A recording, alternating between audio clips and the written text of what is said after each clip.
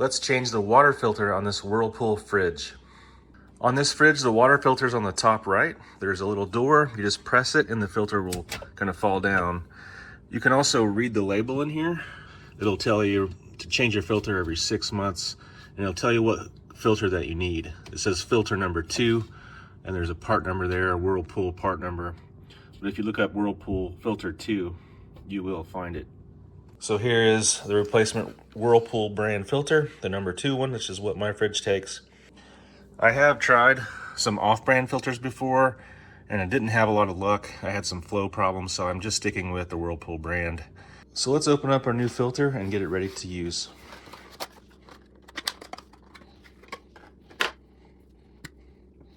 I'm gonna put some paper towels down underneath here just because I know some water is gonna drip out.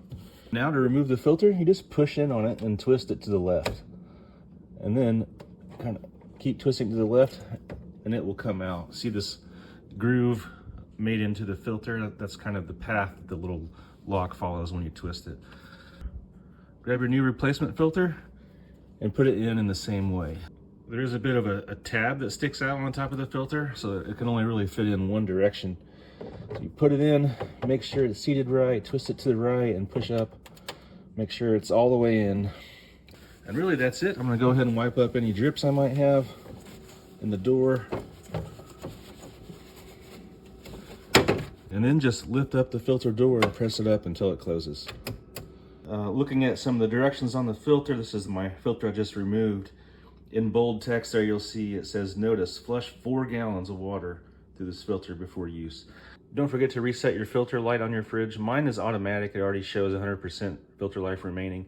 But if you have a button where you have to reset it, make sure you do that, just so you have a good reminder on when to change it next time. And if you have a calendar, go ahead and write down the date that you change your filter and the next date it's due, about 6 months from now.